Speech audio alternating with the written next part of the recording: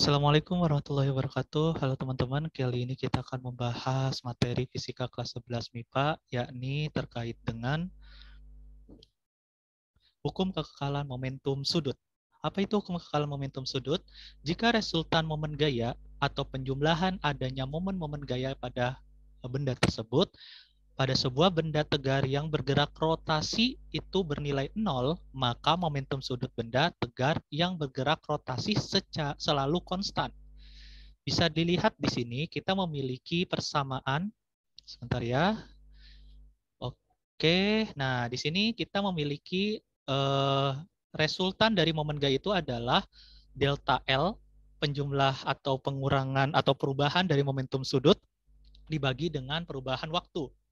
Ketika misalkan resultan momen gaya itu bernilai 0, maka ini delta T-nya itu akan hilang. Atau delta T kita kalikan 0 ya hasilnya tetap 0. Sehingga sama dengan perubahan dari momentum sudut, yakni momen inersia dikali dengan kecepatan sudut akhir dikurangi momen inersia dikali kecepatan sudut awal.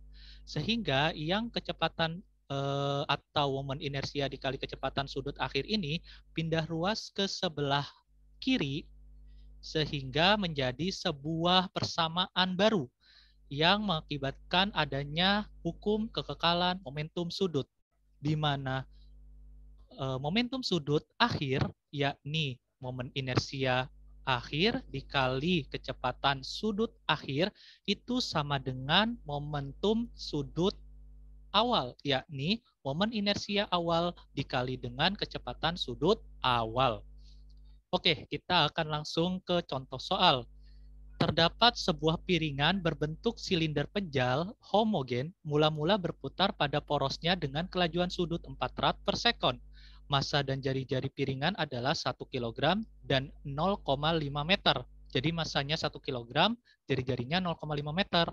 Lalu piringan tersebut berotasi dan setelah itu diletakkan cincin yang mempunyai massa dan jari-jarinya 0,2 kg dan 0,1 meter.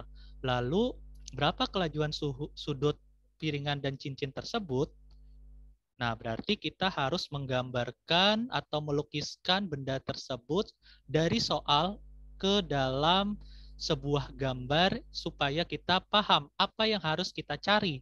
Nah, terdapat sebuah piringan dengan massa 1 kg dan jari-jari 0,5 meter, lalu dirotasikan sehingga memiliki kecepatan sudut yakni 4 rad per sekon, itu mula-mula teman-teman.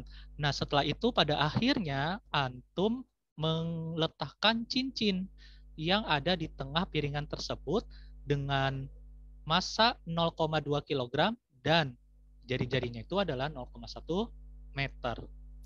Oke, yang dicari adalah kelajuan sudut gabungan antara piringan dan cincin. Otomatis kita harus mencari tahu terlebih dahulu momen inersia dari yang pertama atau mula-mula, yakni silinder pejal. Jadi piringan itu berupa silinder pejal. Jadi harus antum tahu bahwa rumus dari momen inersia silinder pejal itu sendiri adalah setengah kali M kali R kuadrat, di mana massanya itu adalah 1 kg dan jari-jarinya itu adalah 0,5 yang dikuadratkan. Sehingga setengah kali 1 0,5 dan 0,5 pangkatin 2 adalah 0,25. Setengah kali 1 0,5, 0,5 dikuadratkan 0,25. Sehingga 0,5 dikali 0,25 hasilnya adalah 0,125 kg meter kuadrat. Adapun selanjutnya, ketika misalkan cincin itu masuk ke dalam piringan, maka kita harus mengetahui momen inersia dari cincin terlebih dahulu. Momen inersia dari cincin itu sendiri adalah M kali R kuadrat. Jadi M kali R kuadrat, M-nya itu adalah 0,2 kg dan R pada cincin tersebut yakni 0,1 meter atau jari-jarinya itu adalah 0,1 meter lalu dikuadratkan. Sehingga 0,1 kuadrat itu adalah 0,01 lalu dikalikan 0,2 hasilnya adalah 0,002 kg meter kuadrat. Karena yang dicari adalah momen inersia gabungan, maka momen inersia yang pada silinder pejal ditambah momen inersia pada cincin. Sehingga 0,125 ditambah 0,002 hasilnya adalah 0,127 kg meter kuadrat. Dari sini kita bisa mengaplikasikan hukum kekekalan momentum sudut. Yang akan dicari adalah kelajuan sudut akhir, yakni gabungan piringan dan cincin. Kita tulis dulu momentum sudut awal sama dengan momentum sudut akhir, yakni I1 kali omega 1 sama dengan I2 kali omega 2. Lalu I1-nya kita sudah tahu 0,125.